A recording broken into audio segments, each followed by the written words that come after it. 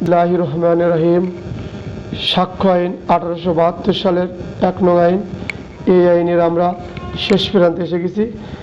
এখন আজকে আমি গুরুত্বপূর্ণ ক্লাস নেব, হালকার পর আলোচনা, এবং এই আলোচনার সাথে প্রশ্ন এমসিকিউ ধারাবাহিকভাবে, ব্যাপক আলোচনা করব না। ঠিক আছে, গুরুত্বপূর্ণ ক্লাস। অনেকেই বলছে অনেক ভালো লাগছে, ব্যাখ্যার চেয়ে এগুলো ভালো বসছে। তাহলে সবার জন্যই আমারও মনে হয় গুরুত্বপূর্ণ ক্লাসগুলো থাকা ভালো, এবং এগুলো প্রশ্ন এমসিকিউ সহজ হবে ইনশাল্লাহ। অ্যাকশন 135 দ্বারা কী ছিল? সাক্ষ্য উপস্থিত করা এবং সাক্ষ্য গ্রহণের ক্রম। সাক্ষ্য উপস্থাপন করা এবং সাক্ষ্যর ক্রম কী? সাক্ষ্যর ক্রম কী? প্রশ্ন, সাক্ষ্যর ক্রম কী? সাক্ষী নিতে হবে কোন আইন মোতাবেক? সাক্ষী নিতে হবে কোন আইন মোতাবেক? সাক্ষী গ্রহণ কোন আইনের না থাকলে, সাক্ষী গ্রহণের যদি কোনো আইনে না থাকে তখন কি করবেন? তাহলে সাক্ষী গ্রহণের ক্রম মানে সাক্ষী কী ধারাবাহিকভাবে তিনি নেবেন, আদালত কিভাবে নেবেন, কোন ধারাবাহিকভাবে রাখবেন, ওইটাই সাক্ষীর ক্রম। সাক্ষী নিতে হবে কোন আইন মোতাবেকে? ফৌজদারি বা দেওয়ানি আইনে যেভাবে আইন আছে সেই আইনই নেবে।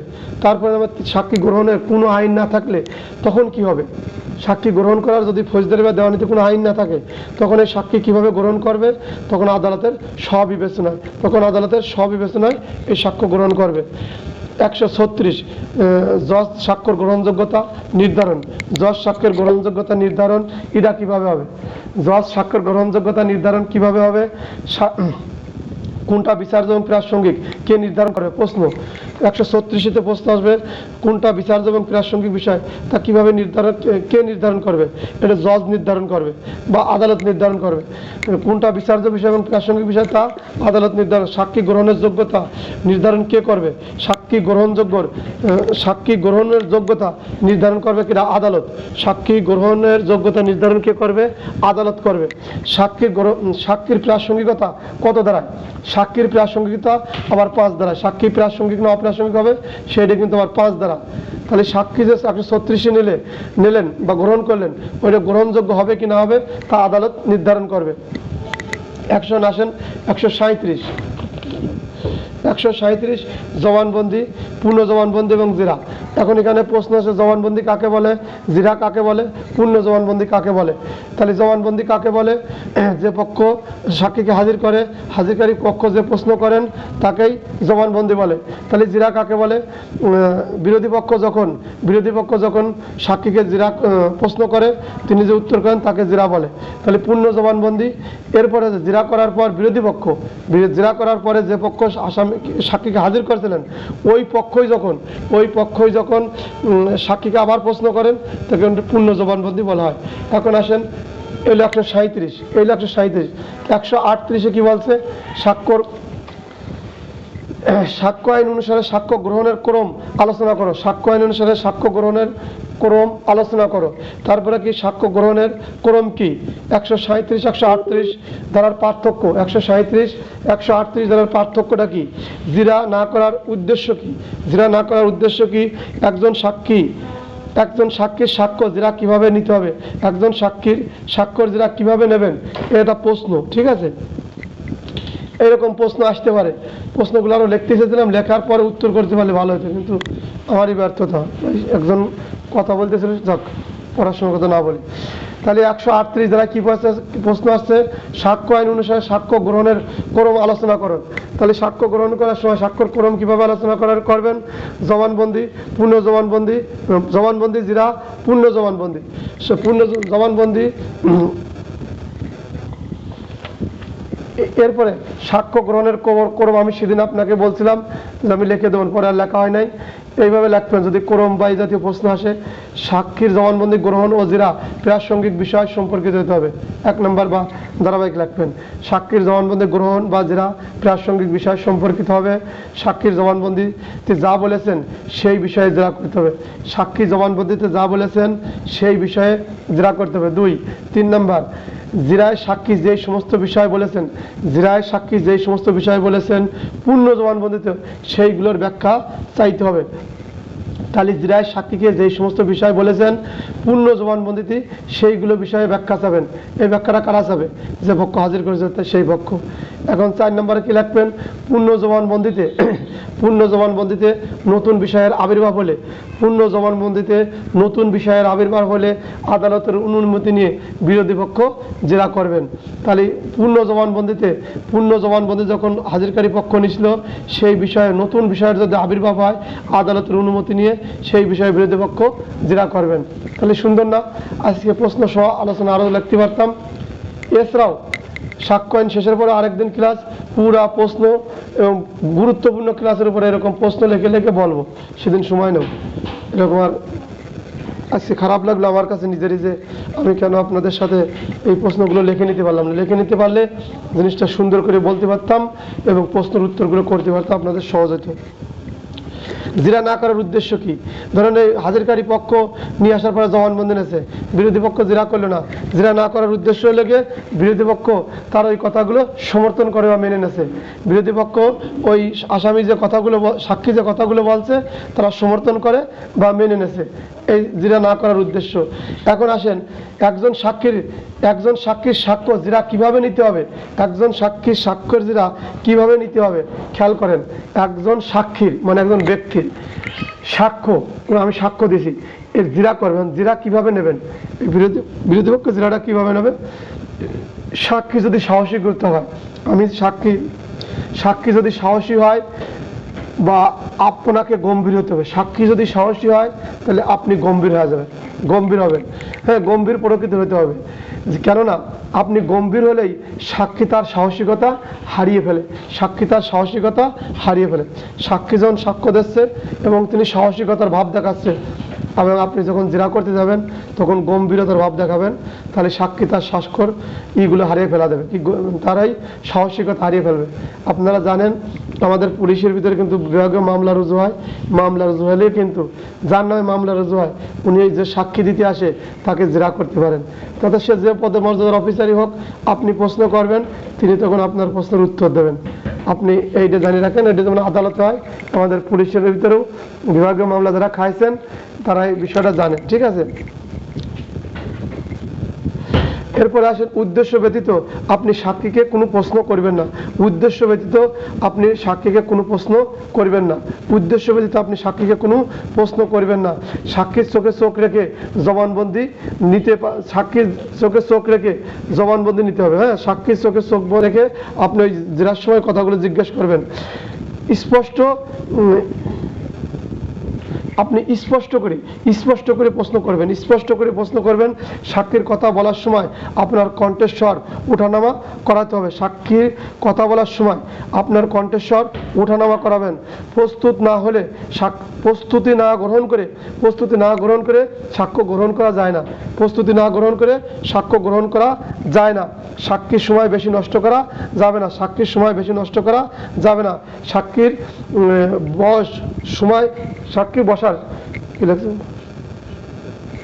বসার সময় দিতে হবে। সাক্ষী যদি বসতে চায় বসার সময় দেবেন। যাক, এগুলো লেখা হয়েছিল না বলে একটু কষ্ট হইল। হযরত, ঠিক আছে থাকেন। এরপরে আসেন কত ধারা? 139 দলিল উপস্থাপন করার জন্য আহত ব্যক্তিকে জিরা। দলিল উপস্থাপন করার জন্য আহত ব্যক্তিকে জিরা মানে দলিল উপস্থাপন করবে, যিনি দলিল উপস্থাপন করবেন তাকে কি জিরা করা যাবে? তার সাক্ষ্য গ্রহণ করা যাবে? কখন গ্রহণ করা যাবে, কখন গ্রহণ করা যাবে না? প্রশ্ন। সাক্ষীকে যখন দলিল উপস্থাপন করা হবে তখন তার সেই ব্যক্তির সাক্ষী বলে গণ্য করা যাবে না। যিনি দলিল উপস্থাপন করবেন তাকে সাক্ষী বলে গণ্য করা যাবে না। কখন গণ্য করা যাবে? আদালত পরবর্তীতে সাক্ষী হিসাবে তলব করে সেই সময় তাকে সাক্ষী হিসাবে গণ্য করা যাবে এবং ওই দলিল সম্পর্কে আপনি জিরা করতে পারবেন। 139 প্রশ্ন কি? যিনি দলিল উপস্থাপন করেন তাকে কি সাক্ষী হিসাবে গণ্য করা যাবে? কখন গণ্য করা যাবে, কখন গণ্য করা যাবে না? আইনের আলোতে ব্যাখ্যা করেন। তখন ব্যাখ্যা এইভাবে করবেন, একবার ব্যাখ্যা করে দেবেন যে গণ্য করা যাবে না, আরেকবার গণ্য করা যাবে। আদালত তলব করলে তাকে জিরা করা যাবে। সাক্ষীর কি দলিল উপস্থাপন করাকে কি পূর্ণ জবানবন্দি বা জবানবন্দি গ্রহণ করা যাবে? স্পষ্ট না, ওকে জিরা করা হয়। কারণ ওর দলিলের বিষয়ে জিজ্ঞেস করা হয়, ওকে হাজিরকারী পক্ষ না তো নিজেই সব দলিল উপস্থাপন করা যায়। 140 চরিত্র সম্পর্কে সাক্ষ্য। চরিত্র সম্পর্কে কখন সাক্ষ্য দেওয়া যায়, কখন দেওয়া যায় না। চরিত্র সম্পর্কে কখন সাক্ষ্য দেওয়া যায়, কখন দেওয়া যায় না। চরিত্র সম্পর্কে সাক্ষ্য কখন প্রাসঙ্গিক, কখন অপ্রাসঙ্গিক। তখন ওই যে 52, 53, 54, 55 চরিত্র সম্পর্কে সাক্ষ্য, হ্যাঁ, সাক্ষী চরিত্র সম্পর্কিত সাক্ষীকে জেরা করা এবং তার পুনঃজবানবন্দি গ্রহণ করা যায়। কখন প্রাসঙ্গিক, কখন অপ্রাসঙ্গিক, 52, 53, 54, 55 এই চারটে বুঝে রাখবেন। এরপর আসেন ইঙ্গিতবাহী প্রশ্ন। ইঙ্গিতবাহী প্রশ্ন কাকে বলে? ইঙ্গিতবাহী প্রশ্ন কাকে করা যায়, কাকে করা যায় না। ইঙ্গিতবাহী প্রশ্ন কাকে করা যায়, কাকে করা যায় না। ইঙ্গিতবাহী প্রশ্ন কোন কোন ক্ষেত্রে করা যায়। আর এরকম তাহলে আসেন ইঙ্গিতবাহী প্রশ্ন, যে প্রশ্নের মধ্যে উত্তর লুকিয়ে থাকে, যে প্রশ্নের মধ্যে উত্তর লুকায়িত থাকে তাকে ইঙ্গিতবাহী প্রশ্ন বলে। ইঙ্গিতবাহী প্রশ্ন কখন করা যায়? ইঙ্গিতবাহী প্রশ্ন জিরার সময় করা যায়। ইঙ্গিত প্রশ্ন কখন করা যায়? জবানবন্দি এবং পূর্ণ জবানবন্দির সময় করা যায় না। পূর্ণ জবানবন্দি এবং জবানবন্দির সময় ইঙ্গিতবাহী প্রশ্ন করা যায়, আইনি আদালতে ব্যাখ্যা করেন। জবানবন্দি এবং পূর্ণ জবানবন্দির সময় ইঙ্গিতবাহী প্রশ্ন করা যায়, আইন আদালতে ব্যাখ্যা করেন। প্রশ্ন যদি আসে পড়ে গেছেন, করা যায় না, কিন্তু করা যায়। কোন কোন ক্ষেত্রে করা যায়? যে সেই সমস্ত যদি ভূমিকামূলক হয়। কি মূলক হয়? ভূমিকামূলক হয়, অবিসংবাদিত বলা হয়, পূর্বে যথেষ্ট প্রমাণিত বলিয়া আদালত মনে করেন। পূর্বে যথেষ্ট বলিয়া আদালত মনে করেন। দেখেন, সাক্ষ্য আইন সহজ আবার কঠিন। একই ধারায় 2-3 প্রকারের প্রশ্নের উত্তর বুঝতে পারে সহজ, মুখস্থ করবেন সূচি। তাহলে কি বলছেন?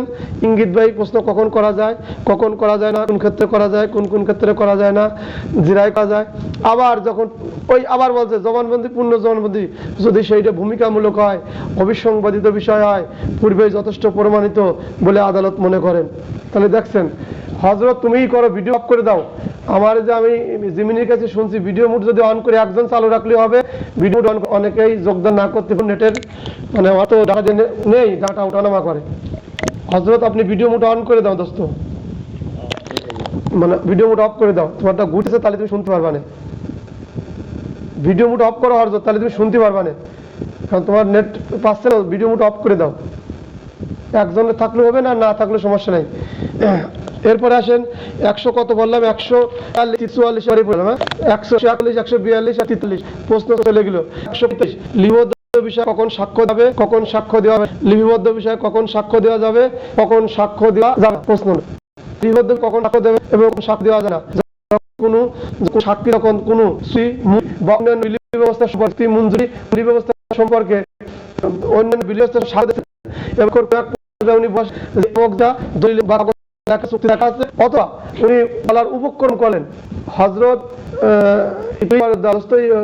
সমস্যা। এরপর আসছে হলে 44। তাহলে আদালত সাক্ষ্য যে ব্যক্তি দিচ্ছিলেন, ভালোই বিবরণ দিচ্ছিলেন, বলছে চুক্তিতে বা দলিলি বা অন্যান্য বিলি ব্যবস্থায় লেখা আছে। আবুরে কি হলো? আবু দাদা তো ঠিক করে তো, আরে বের হয়ে গেছে তো। আমি বার আগে গেছিলাম বলে নেটের সমস্যার কারণে কাটে গেছিল। কিছু মনে করে না, সমাধান করে ফেলাবেন ইনশাল্লাহ। ঠিক আছে। এরপরে আসছে লেগে পূর্ববর্তী লিখিত বিবৃতি সম্পর্কে জিরা। পূর্ববর্তী লিখিত বিবৃতি সম্পর্কে জিরা। যদি কোনো ব্যক্তি পূর্ববর্তী লিখিত বিবৃতি কখন আদালতে প্রাসঙ্গিক, হ্যাঁ, কখন আদালতে বৈধতা প্রদর্শন করে, কখন আদালতে বৈধতা প্রদর্শন করবে, বা এটা কখন আদালতে প্রাসঙ্গিক হবে। ঠিক আছে। এই বিবৃতি, এই পূর্ববর্তী লিখিত বিবৃতি সম্পর্কে কখন জিরা করবে এবং কখন বৈধতা প্রদর্শন করবে। ছুটে গেছে, দেখেন ক্লাস নেটের মেলা ডিস্টার্ব করতেছে, কিছু মনে করেন না। তাহলে কি পূর্ববর্তী লিখিত বিবৃতি সম্পর্কে কখন জিরা করবে এবং কখন বৈধতা প্রদর্শন করবে। পূর্ববর্তী লিখিত বিবৃতি সম্পর্কে কখন কি করবে, কখন জিরা করবে এবং কখন বৈধতা প্রদর্শন করবে। প্রশ্ন আসলো, তাহলে ঠান্ডা বেরেনে রাখবেন। যদি যিনি সাক্ষ্য দিচ্ছেন তিনি পূর্বে কোথাও সাক্ষ্য দিয়েছেন বা লিখিত বিবৃতি দিচ্ছেন এবং সাক্ষ্য দেওয়ার সময় তিনি যে সাক্ষ্য প্রদান করছেন পূর্বের লেখার সাথে বর্তমান লেখা মিল আছে, তখন আদালতে ওকে এই সাক্ষ্যের বিষয়ে জিরা করবে। তখন আদালত কি করবে, তখন তাকে জিরা করা যাবে। তাহলে এই যে ব্যক্তি পূর্বে সাক্ষ্য দিছিল, যে ব্যক্তি পূর্বে সাক্ষ্য দিয়েছে মানে পুলিশের কাছে দিক, লিখিত বিবৃতি দিক বা স্বীকারোক্তি দিক, এই যে যখন আদালতে ওই ব্যক্তি সাক্ষ্য দিতে আসে, আপনারা পড়ছেন দণ্ডবিধি এই সাক্ষ্য আইনের 32, 4 শ্রেণীর লোক কিন্তু ওখানে সাক্ষ্য দেয়। হ্যাঁ, ওরা আদালতে হাজির করতে পারে না, কিন্তু 33 বার 5 শ্রেণীর একবার দেশে। আবার যদি ওদের আসে বা আশা লাগে এরকম ব্যক্তি, ওরা তো একবার দিয়ে গেছে, ওটা 33 মেলে না, 33 মেলে না, 32-এর কথা মেলে। এবং পূর্বে যদি পুলিশের কাছে 168 দ্বারায় যে বিবৃতি লিখে দিয়েছে, এইটা দেওয়ার পরে আদালতে যে ব্যক্তি সাক্ষ্য দিবার আইছেন, উনি সাক্ষ্য দিয়ে আসার সময় পূর্বের কথার সাথে বর্তমান যে সাক্ষ্য দিয়েছে মিলে গেছে, তখন এই তার বিরোধী পক্ষ তাকে জিরা করবে, তাকে এই লেখার বিষয়ে তিনি যে বক্তব্য দিয়েছেন ওই বিষয়ে জিরা করবে। আর যদি পূর্বের সাথে পরের বার না মেলে, পূর্বে তিনি যে বিবৃতি লিখে দিয়ে আসছিলেন বা বলে আসছিলেন ওইটার সাথে মেলে না, তখন আদালত কি করবে, তা বৈরিতা প্রদর্শন করবে বা তার আদালত দৃষ্টি আকর্ষণ করবে এবং বৈরিতা প্রদর্শন করবে। তার পরিবেশের সাথে বর্তমান দিনে যে সাক্ষ্য দিলেন মেলে না, তার বৈরিতা প্রদর্শন করে। আসেন, জেরায় কোন প্রশ্ন করা যাবে, জেরায় কোন ধরনের প্রশ্ন করা যাবে, কিছুক্ষণ আগে পড়ে আছে জেরাকে ইঙ্গিতবাহী প্রশ্ন করা যায়, জেরায় আইনসঙ্গত প্রশ্ন করা যায়, জেরায় আইনসঙ্গত প্রশ্ন করা যায় 146, জেরায় ক ধরনের প্রশ্ন যায়, জেরায় ইঙ্গিতবাহী প্রশ্ন করা যায়, জেরায় আইনসঙ্গত প্রশ্ন করা যায় 146। কোন কোন বিষয়ে আইনসঙ্গত প্রশ্ন করা যায়, কোন কোন বিষয়ে জেরায় আইনসঙ্গত প্রশ্ন করা যায়, আইনের ব্যাখ্যা করেন, লেখেন। তখন আপনি লিখবেন তা সত্যি পরীক্ষা করে মুস্তকে রাখেন, তত্ত্ববাদী পরীক্ষা করা যায়, তা পরিচয় পদমর্যাদা সম্পর্কে যায়, তাহার চরিত্রের উপর আঘাত করিয়া বিশ্বাসযোগ্যতা সম্পর্কে নিশ্চিত সৃষ্টি করা। যদিও তিনি প্রশ্নের উত্তরে প্রত্যক্ষ এবং পরোক্ষভাবে অপরাধের সহিত জড়িত বা অপরাধ করছেন, অথবা তিনি প্রত্যক্ষ বা পরোক্ষভাবে দণ্ড লাভের যোগ্য, সে সমস্ত সম্ভাবনা থাকতে পারে, তাদের সমস্যায়, কিন্তু আপনি তার ওই কাজটা করতে পারেন। সংশোধন আইনের সঙ্গে ভিকটিমকে সাধারণত অনৈতিক চরিত্র আচরণ সম্পর্কে জিজ্ঞাসাবাদ কোনো প্রশ্ন করা যাবে না। সংশোধনে চরিত্র সম্পর্কে নারী, খেয়াল রাখবেন, সেদিন ছুটে গেছিল, যদি নারী হয় ওই নারীকে আপনি অনৈতিক মানে যৌন সংক্রান্ত, ঠিক আছে, সাধারণত অনৈতিক চরিত্র বা পূর্ববর্তী যৌন আচরণ সম্পর্কে, মানে অনৈতিক চরিত্র, নারীর যে অনৈতিক চরিত্র ছিল ওই সম্পর্কে কোনো প্রশ্ন করা যাবে না, এবং পূর্বের যৌন আচরণ সম্পর্কে নিয়ে কোনো জিজ্ঞাসাবাদও করা যাবে না, এই প্রশ্ন করা যাবে না। ঠিক আছে, তাহলে জেরায় আইনসঙ্গত প্রশ্ন করা গেলেও কিন্তু এই যে আগে করা যেত, এখন করা যায় না। সংশোধনী সামনে পর্ব, তখন আপনারা বাবা বলো। আসেন 147 সাক্ষী যখন উত্তর দিতে বাধ্য করা যাবে, তাহলে এত সময় যাই পড়লেন, সাক্ষী যখন আদালতে সাক্ষী দেয় খেয়াল, তখন আপনি আদালতে সাক্ষী করবেন, তিনি উত্তর দিতে বাধ্য। 1 নম্বর কথা, সাক্ষী কখন প্রশ্নের উত্তর দিতে বাধ্য, সরাসরি 47 ধারা লাগবেন, তিনি উত্তর দিতে 47 ধারায় বাধ্য। 47 ধারায় সাক্ষী উত্তর দিতে বাধ্য, কিন্তু তিনি যদি অপরাধের সাথে জড়িত যান, হ্যাঁ, তার সম্পত্তি, তাহলে কি 132-এ কি বলছে, ওই অপরাধ তাকে অভিযোগ দাখিল করা হবে না, তার বিরুদ্ধে কোনো মামলা মোকদ্দমা হবে না। তাই সাক্ষীকে যখন প্রশ্ন করা হবে তিনি প্রশ্নের উত্তর দিতে বাধ্য। তাহলে এখন 148 সাক্ষীকে প্রশ্ন করা হলে সাক্ষী কখন প্রশ্নের উত্তর দিতে বাধ্য না, সাক্ষীকে প্রশ্ন করা হলে কখন আদালত নির্ধারণ করে দেবে কোন প্রশ্নের উত্তর তিনি দেবেন, কোনটা তিনি দেবেন না। এখন আসেন, তাহলে সাক্ষীকে যখন প্রশ্ন করলেন, সাক্ষী প্রশ্নের উত্তর দেবে কি দেবে না কে নির্ধারণ করে দেবে? সাক্ষীকে প্রশ্ন করলেন, সাক্ষী প্রশ্নের উত্তর দেবে কি দেবে না কে নির্ধারণ করে দেবে? আদালত। কোন সমস্ত প্রশ্নের উত্তর দেবেন এবং কোন সমস্ত প্রশ্নের উত্তর দেবেন না। আর প্রশ্ন আসছে সাক্ষীকে কি কি ধরনের প্রশ্ন করলে উত্তর আদালত দিতে পারবে, কোন কোন ধরনের প্রশ্ন করলে আদালত সাক্ষী প্রশ্নের উত্তর দিতে নিষেধ করবে। প্রশ্ন আসলে এভাবে উত্তর করবেন। সাক্ষীকে যখন প্রশ্ন করা হবে তখন আদালত তা নির্ধারণ করে দেবে তিনি প্রশ্নের উত্তর দেবেন কি দেবেন না। নাম্বার 1, প্রশ্নের আন্তর্নিহিত দোষারোপ যদি দৃঢ় ভিত্তির উপর প্রতিষ্ঠিত হয়, মূল মামলার সাথে জড়িত হয় এবং যুক্তিযুক্ত হয়, তাহলে আদালত বলবে আপনি প্রশ্নের উত্তর করেন, সাক্ষীকে বলবে আপনি প্রশ্নের উত্তর করেন। নাম্বার 2, প্রশ্নের আন্তর্নিহিত দোষারোপ যদি দৃঢ় ভিত্তির উপর প্রতিষ্ঠিত না হয়, মূল মামলার সাথে না হয় এবং যুক্তিযুক্ত না হয়, আদালত বলবে এই প্রশ্নের উত্তর দেওয়া লাগবে না। সাক্ষীকে বলে দেবে এই প্রশ্নের উত্তর আপনি দেওয়া লাগবে না। নাম্বার 3, সাক্ষীর চরিত্রের বিরুদ্ধে যে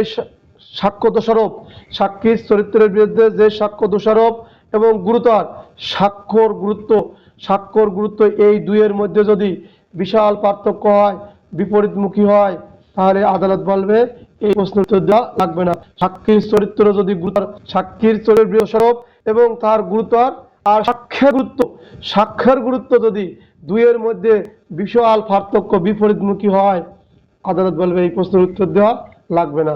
তাহলে 2 আর 3 নিলেও উত্তর দেওয়া লাগে না। 4 নম্বর, আদালতে কিন্তু সাক্ষীকে প্রশ্ন করে। আদালত যখন সাক্ষীকে প্রশ্ন করলো, সাক্ষী যখন প্রশ্নের উত্তর না দিয়ে নীরবতা পালন করলো, সেই ক্ষেত্রে আদালত ধরে নেবে এই প্রশ্নের উত্তর যদি সাক্ষী দিতেন, তাহলে এই উত্তর ওর বিরুদ্ধে যেতেন, এই উত্তর ওর বিরুদ্ধে যাবে। তাই তিনি নীরবতা পালন করছেন। নীরবতা হলো সম্মতির লক্ষণ। তাহলে চতুর্থ কি বলছে, আদালত যখন সাক্ষীকে প্রশ্ন করছে তখন ওই সাক্ষী নীরবতা পালন করছে। এই নীরবতা পালন করার কারণ আদালত ধরে নিয়েছে যে এই নীরবতা পালন করার মূল উদ্দেশ্য এই সাক্ষ্য দিলে তিনি তার বিরুদ্ধে যেতেন। এখন আসেন 149, সাক্ষীকে কোন ধরনের প্রশ্ন করা যাবে না? সাক্ষীকে অযৌক্তিক কোনো প্রশ্ন করা যাবে না। সাক্ষীকে কোন ধরনের প্রশ্ন করা যাবে না? সাক্ষীকে যুক্তিসঙ্গত কারণ ব্যতীত প্রশ্ন করা যাবে না, উল্টাপাল্টা প্রশ্ন করা যাবে। কারণ সাক্ষী কার খায় না, পরেও না, তিনি নিরপেক্ষ একটা লোক, সাক্ষী দিতে আইছিলেন। আসসালামু আলাইকুম।